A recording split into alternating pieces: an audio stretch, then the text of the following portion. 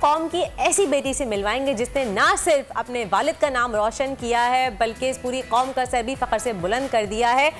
हम कहते हैं कि ख़वातीन किसी से कम नहीं है, मर्दों के शान बशाना चल रही हैं और ये बात प्रूफ भी हो रही है कि डेरा गाजी खान बोर्ड में इंटरमीडिएट के एग्ज़ाम्स में फ़र्स्ट ईयर का जो उन्होंने एग्ज़ाम दिया है और वो उनके फादर जो हैं वो भुट्टे बेचते हैं ना, भट्टे मजदूरी करते हैं, वो ईंटों के भट्टे नहीं होते थे, तो ईंटों वाले भट्टे के मजदूर की बेटी है, उन्होंने दूसरी पोजीशन हासिल कर ली है। I think it's a huge achievement कि इतनी कम रिसोर्सेज के साथ, इतनी मुश्किलात के साथ, इतने महदूद वसाइल के साथ इतनी आला इतने अच्छे रिजल्ट्स लेकर आना, I think it's amazing.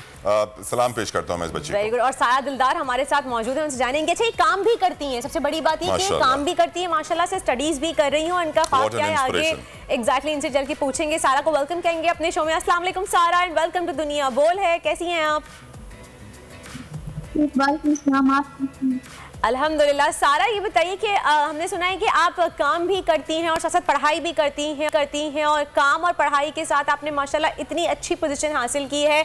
550 marks में से आपने 490 मार्क्स अचीव किए हैं, राइट? क्या सीक्रेट है सारा आपका? कैसे करती हैं काम भी, क्या काम करती हैं आप? घर का काम और सिलाई कढ़ाई वगैरह, उसके अलावा मेहनत करके पढ़ाई भी की है और उसके बाद मुझे ये कामयाबी हासिल। माशाल्लाह। तो आपने कुछ अपना टारगेट सेट किया हुआ था कि आपने इस तरह इतने मार्क्स लेने हैं इस दफ़ा, या फिर पढ़ने का शौक है? क्या बनना चाहती हैं फ्यूचर में आप? CSC officer. आपकी आवाज़ नहीं आ रही, सही से दोबारा कहिएगा। फ्यूचर में सीएससी ऑफिसर बनने का ख्वाब। CSS officer? आई थिंक मुझे क्लियर सुनाई नहीं दे रहा, आप सुन सकते हैं? सीएसएस ऑफिसर बनना चाहती हैं, अल्लाह करे आप सीएसएस ऑफिसर जरूर बने, मुल्क का नाम रोशन करें, क्योंकि होता यही है कि सीएसएस ऑफिसर बनने के बाद जो है ना नाम रोशन थोड़ा सा कम हो रहा है आजकल। आप जैसे ऑफिसर्स हमें चाहिए जो आके एक्चुअली मुल्क के लिए खिदमत करें और नाम रोशन करें। और यकीनन आपके अब्बू आटा कहाँ से लेते हैं, मैं तो ये सोच रहा था?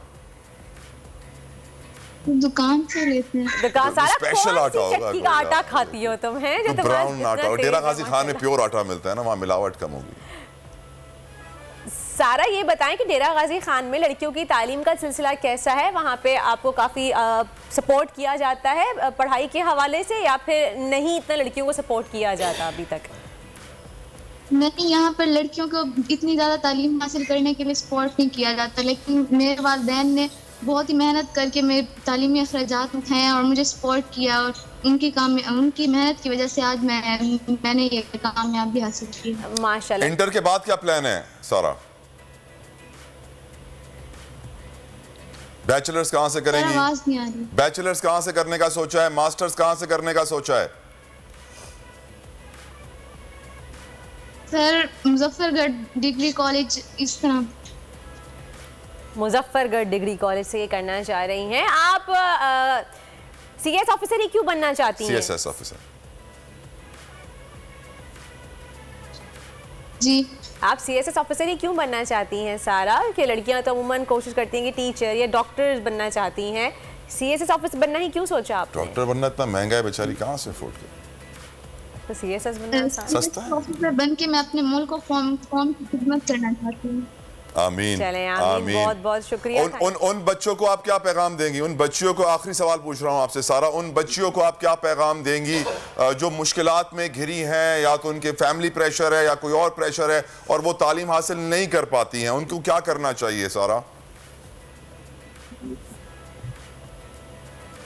सर, उनको मेहनत भी करनी चाहिए और उनको हौसला नहीं हारना चाहिए, और मुश्किलात वक्त तो आते रहते हैं लेकिन वो गुजर जाते हैं, और फिर जब इंसान मुस्तकबिल में बन जाता है तो सारा मैं चाहूंगा कि आपके वालिद साहब भी एक पैगाम दें उन वालिदैन के लिए जो अपनी बच्चियों को स्कूल नहीं भेजते। यकीनन आपके वालिद का बड़ा किरदार है। बेशक। सर, मेरी वालदा बैठी हुई है। वालदा से बात करा दीजिए। वालदा से बात कीजिए, वो भी जी।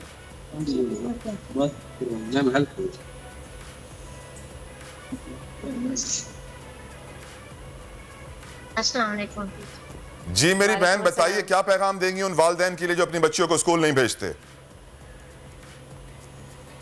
वो भाई वो चंगा नहीं करेंगे, क्योंकि वाले को चाहिए पढ़ाई उन्हें दी, इसलिए करें।